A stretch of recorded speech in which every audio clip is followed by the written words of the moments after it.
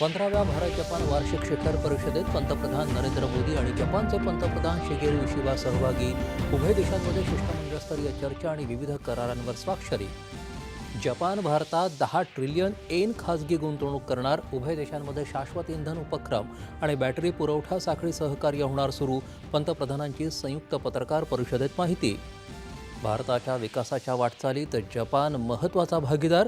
ही भागीदारी केवळ परस्परांसाठीच नव्हे तर जगासाठी देखील फायदेशीर. पंतप्रधानांचं भारत जपान आर्थिक मंचात प्रतिपादन. मतदार याद्यांमध्ये घुसखोरांना टाकण्याचा काँग्रेसचा इंडिया आघाडीचा प्रयत्न जनता हाणून पाडेल असं सांगत केंद्रीय गृहमंत्री अमित शहा यांची विरोधकांवर टीकेची झोड. कृषी क्षेत्राच्या चांगल्या कामगिरीमुळे चालू आर्थिक वर्षाच्या पहिल्या तिमाहीत देशाच्या GDP दरात 7.8% वाढ. महाराष्ट्रात गुंतवणूक आणण्यासाठी राज्य सरकारचे विविध कंपन्यांसोबत 17 करार. 34,000 कोटींची गुंतवणूक येणार तर 32,000 नवी रोजगार निर्मिती. मुख्यमंत्र्यांची माहिती. मराठा आरक्षणाच्या मागणीसाठी मुंबईत मनोज जरांगे यांच्या नेतृत्वाखाली आंदोलन. या आंदोलनाला मुंबई पोलिसांकडून आणखी एका दिवसाची सशर्त परवानगी.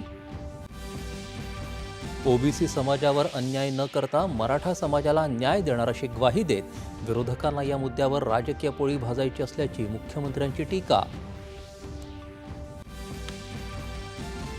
महायुतीनं मराठा समाजाला दिलेलं आरक्षण महाविकास आघाडी सरकार न्यायालयात टिकवू शकलं नाही, त्यामुळे यावर बोलण्याचा त्यांना नैतिक अधिकार नाही. उपमुख्यमंत्री एकनाथ शिंदे यांचा पलटवार. आणि राज्याच्या काही भागात पुन्हा एकदा मुसळधार पावसानं जनजीवन विस्कळीत.